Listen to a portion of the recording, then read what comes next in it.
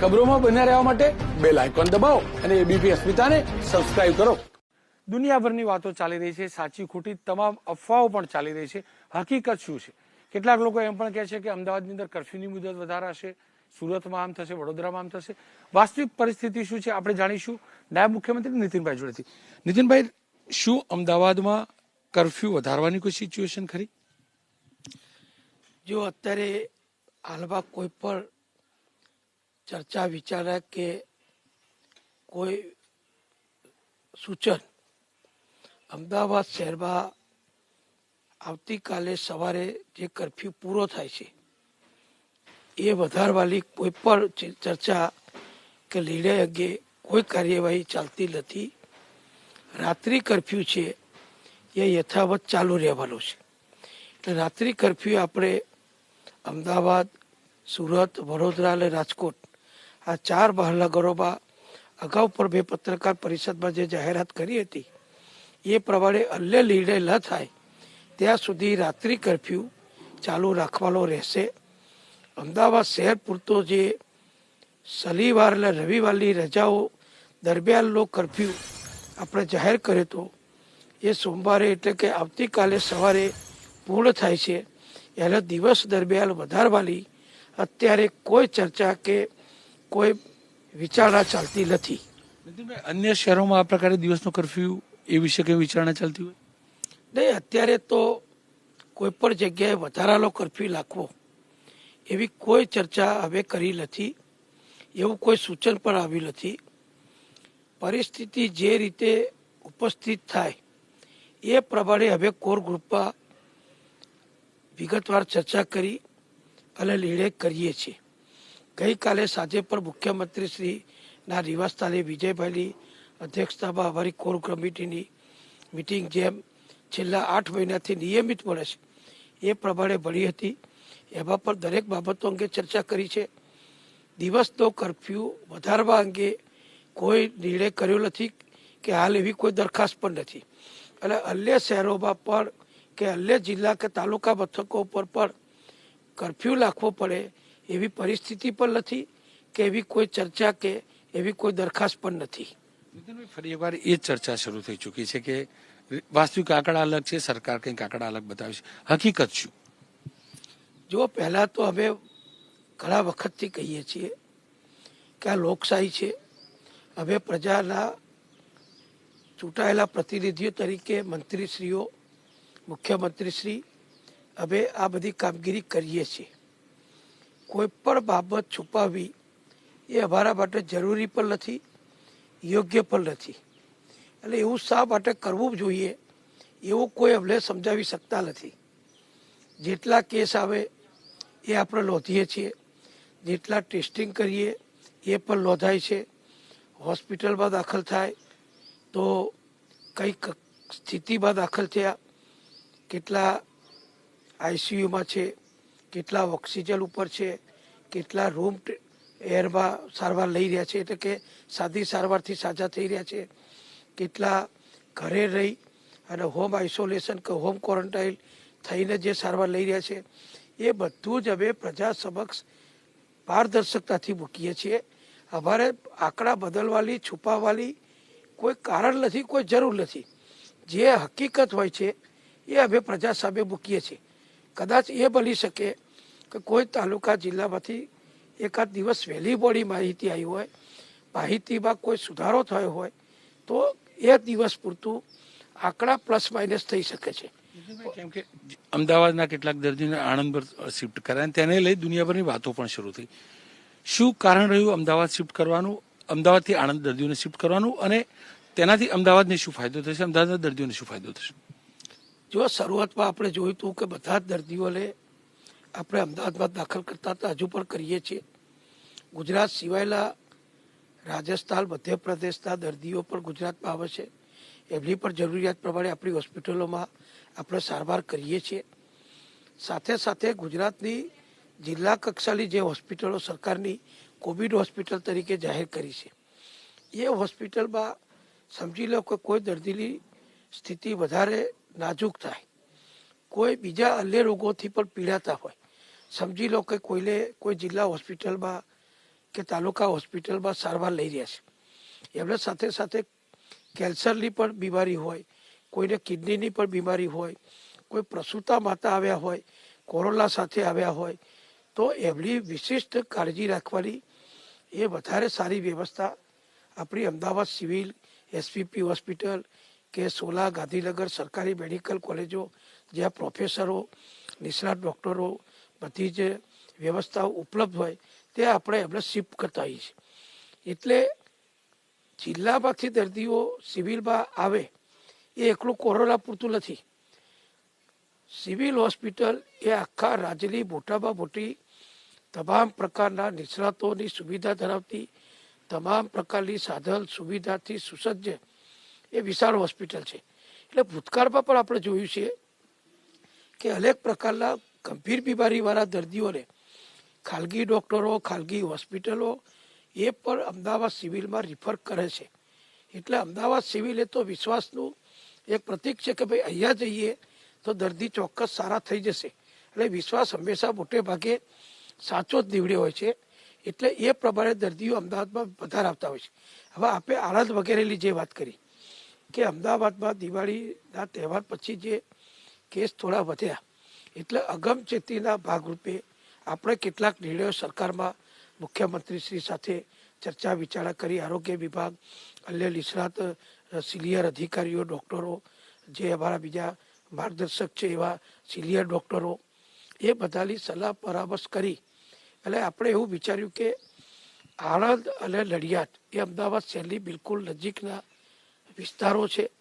ત્યાં આગળ હોસ્પિટલ છે, મેડિકલ કોલેજ સાથેની આધુનિક હોસ્પિટલો છે. તો ત્યાંની સેવાઓનો, ત્યાંની સગવડનો પણ આપણે લાભ લેવો જોઈએ.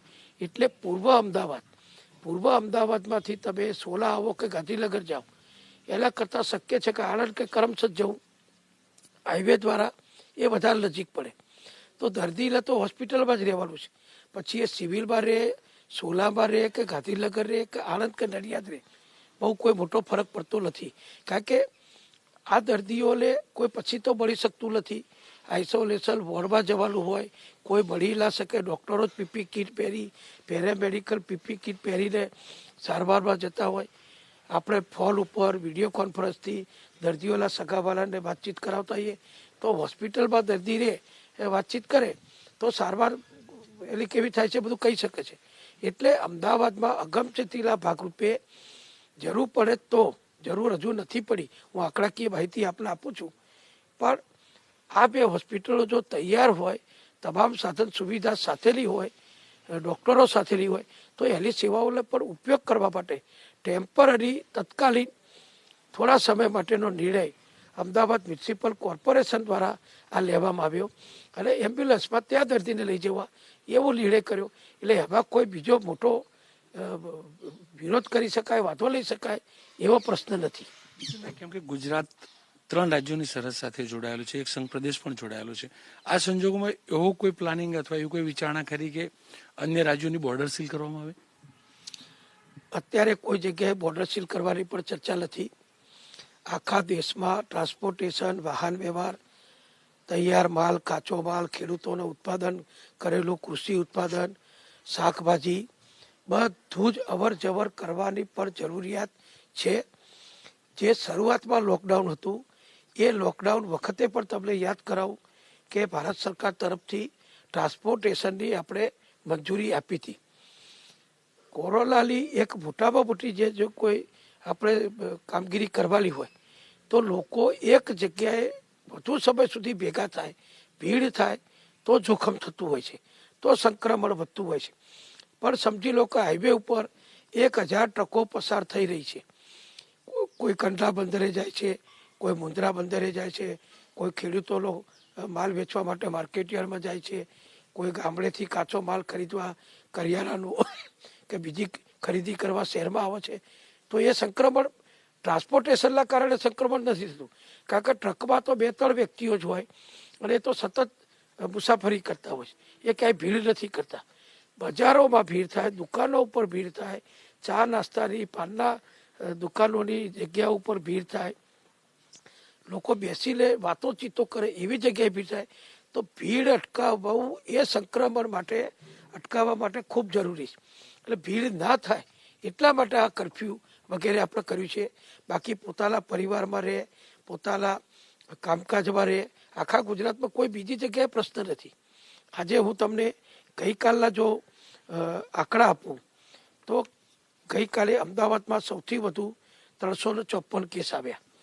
પછી ત્રીજા 3 ડિજિટમાં જે આવ્યા એ સુરત મ્યુનિસિપલ કોર્પોરેશનમાં 211 આવ્યા. એ પછી જોઈએ તો રાજકોટ મ્યુનિસિપલ કોર્પોરેશનમાં 89 આવ્યા. એટલે વડોદરામાં શહેર અને જિલ્લો થઈને 164 આવ્યા.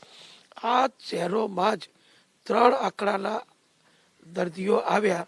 બાકી બધા તમે જુઓ તો કોઈ 100થી વધુ નથી, 50, 60 અથવા તો એનાથી પણ નીચા એવા આંકડા આવે છે. દાખલા તરીકે દેવભૂમિ દ્વારકા તો 4 કેસ આવ્યા. દાહોદ જિલ્લામાં, ડાંગ જિલ્લામાં તો 0 કેસ આવ્યો છે. તો જ્યાં કેસ નથી આવતા, ભરૂચ જિલ્લામાં 6 કેસ આવ્યા. એવી રીતે આપણે જોઈએ તો પોરબંદર જિલ્લામાં 1 કેસ આવ્યો, સુરેન્દ્રનગર જિલ્લામાં 15 કેસ આવ્યા, તાપી જિલ્લામાં 6 કેસ આવ્યા, વલસાડ જિલ્લો આવડો મોટો છે, ઔદ્યોગિક જિલ્લો છે, મહારાષ્ટ્ર સાથે જોડાયેલો જિલ્લો છે, ત્યાં 3 કેસ આવ્યા. એટલે શૂન્યથી માંડી અને લગભગ 250 સુધીના કે 350 સુધીના કેસો આપણે આવે છે. એટલે આખા ગુજરાતમાં ગંભીર સ્થિતિ છે એવું માનવાનું સહેજ પણ કારણ નથી. ઘણી નગરપાલિકાઓના વ્યાપારિક મંડળોને નગરપાલિકાઓ મળી સ્વયંભૂ લોકડાઉનની વાત કરે છે. એ પ્રકારની નગરપાલિકાઓ, એ પ્રકારના વેપારીઓને આપ શું અપીલ કરવા માંગશો?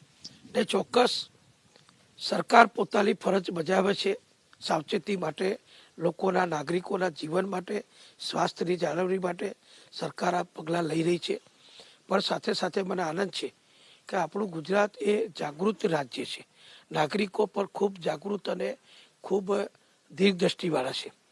દાખલા તરીકે ગઈકાલે મને કડી નગરપાલિકાના હોદ્દેદારો તરફથી ફોન આવ્યો કે કડી નગરપાલિકા, કડીના વેપારી એસોસિએશનો એ બધા એવો વિચાર કરી રહ્યા છે કે હવે સ્વયંભૂ 2-3 દિવસ માટે કડીના બજારો બંધ રાખીએ, જેથી ગામડેથી જે લોકો ખરીદી કરવા આવતા હોય, બજારમાં ભીડ થતી હોય તો એ સંક્રમણની ચેન અટકાવી શકાય. તો જે સ્થાનિક સ્વરાજ્યની સંસ્થાઓ, નગરપાલિકા હોય, ગ્રામ પંચાયત હોય, વેપારી એસોસિએશન હોય, એ પોતે સ્વયંભૂ નિર્ણય કરે એટલે પોતપોતાના શહેરમાં જે પરિસ્થિતિ હોય એ પરિસ્થિતિને ધ્યાનમાં રહી અને સ્વયંભૂ નિર્ણય કરીને 2-3 દિવસ બજાર બંધ રાખે લોકોને સંમતિ લઈ, તો એ વધારે સારું છે. એમાં કોઈ સરકારને કોઈ વાંધો પણ નથી.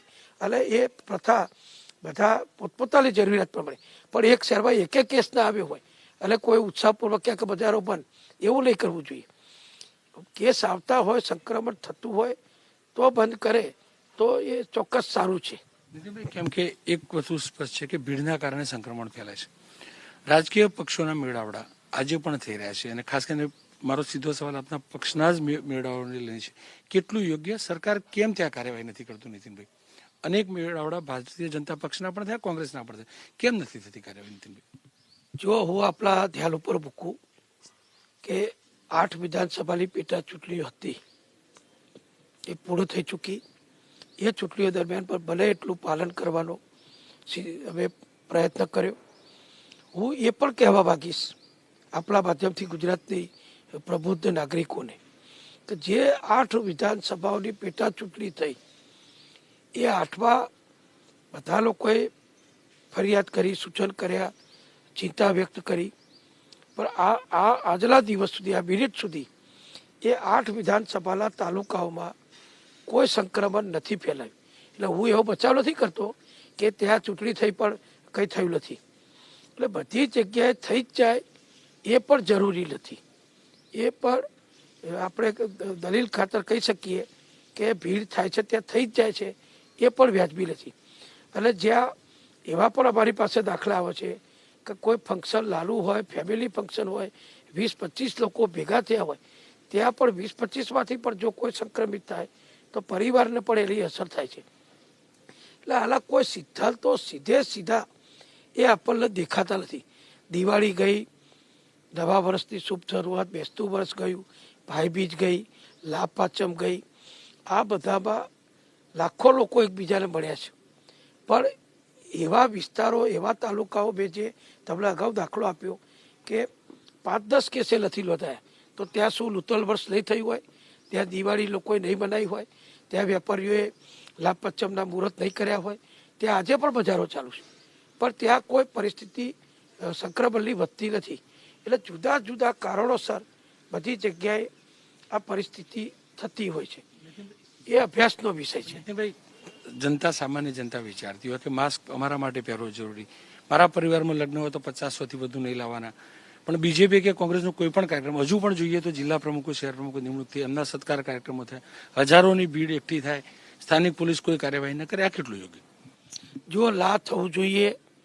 માન્ય મુખ્યમંત્રીશ્રીએ, અમારા પ્રદેશ અધ્યક્ષશ્રીએ વારંવાર સૂચના આપી છે, કડક સૂચના આપી છે.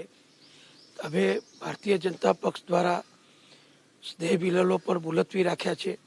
તમને ખ્યાલ હશે કે અમારા ભારતીય જનતા પક્ષની ચિંતન શિબિર એ યોજાવાલી હતી.